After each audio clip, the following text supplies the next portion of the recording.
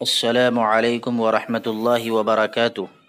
نحمدہ ونصلی علی رسولہ الکریم، اما بعد۔ محترم سامعین و ناظرین، میں آپ حضرات کی خدمت میں قربانی کیسے کریں، قربانی کا مسنون طریقہ کیا ہے اور چند اہم مسائل پیش کروں گا، بغور سماعت فرمائیں۔ قربانی کا مسنون طریقہ۔ نمبر 1، افضل یہ ہے کہ اپنی قربانی خود اپنے ہاتھ سے کرے۔ نمبر 2، اگر خود نہ کر سکے تو کم از کم قربانی کے وقت سامنے موجود رہے۔ نمبر 3، جانور کو لٹانے سے قبل چھری تیز کرنا مستحب ہے تاکہ ذبح کے وقت جانور کو زیادہ تکلیف نہ ہو۔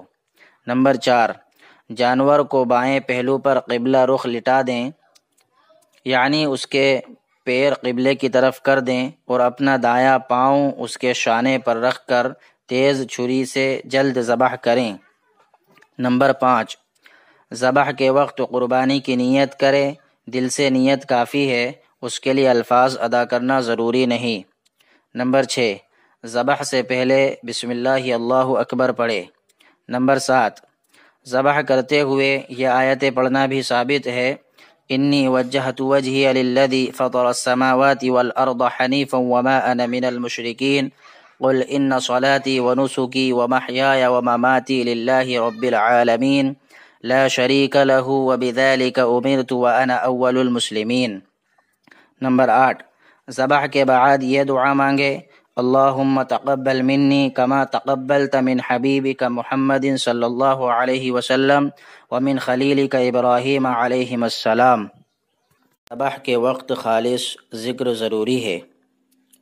جانور کو ذبح کرتے وقت ایسا جملہ کہنا ضروری ہے جو صرف اللہ تعالیٰ کے ذکر اور حمد و ثنا پر دال ہو، مثلا بسم اللہ یا سبحان اللہ، الحمد للہ، جبکہ ان کلمات سے تسمیہ کی نیت ہو۔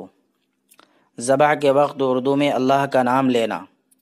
اگر ذبح کرتے وقت اردو میں اللہ کا نام لیا، مثلا کہا خدا کے نام سے ذبح کرتا ہوں، تو بھی ذبیحہ حلال ہو جائے گا۔ عربی کا کلمہ پڑھنا ضروری نہیں ہے۔ ذبح کے وقت دعائیہ کلمہ پڑھنے سے جانور حلال نہ ہوگا۔ اگر ذبح کرتے وقت دعائیہ جملہ کہا، مثلا اللہم اغفر لی پڑھ کر ذبح کیا، تو جانور حلال نہ ہوگا، کیونکہ یہ خالص ذکر نہیں بلکہ اس میں سوال کی آمیزش ہے، جبکہ ذبح کی صحت کے لیے ذکر خالص ضروری ہے۔ ایک بسم اللہ سے کئی جانور ذبح کرنا۔ اس مسئلہ کی دو صورتیں ہیں۔ نمبر 1، اگر دو جانوروں کو ایک کے اوپر ایک لٹا دیا اور بسم اللہ پڑھ کر ایک ہی حرکت سے دونوں کو ذبح کر دے تو دونوں حلال ہو جائیں گے۔ نمبر 2، الگ الگ جگہوں پر جانوروں کو لٹایا ہے یا پے در پہ لٹایا جا رہا ہے تو ایک بسم اللہ سب کے لیے کافی نہ ہوگی، بلکہ ہر جانور کے لیے الگ الگ بسم اللہ پڑھنی ضروری ہوگی۔ ذبح میں معاونت کرنے والے بھی بسم اللہ پڑھیں۔ جو شخص جانور کو ذبح کرانے میں چھری چلانے والے کا معاون ہو، مثلا چھری میں ہاتھ لگا رہا ہو، تو اس پر بھی بسم اللہ پڑھنا واجب ہوگا۔ قربانی کرتے وقت بسم اللہ پڑھنا بھول جائے۔ اگر مسلمان شخص ذبح کرتے وقت بسم اللہ پڑھنا بھول جائے تو اس کا ذبیحہ حلال ہے، لیکن اگر بالقصد بسم اللہ پڑھنا چھوڑ دیا تو ذبیحہ حلال نہ ہوگا۔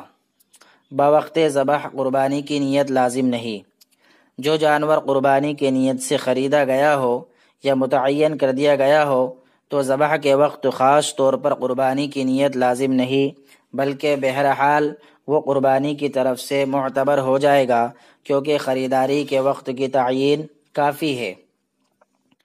متعین جانور دوسرے کے نام سے ذبح کرنا۔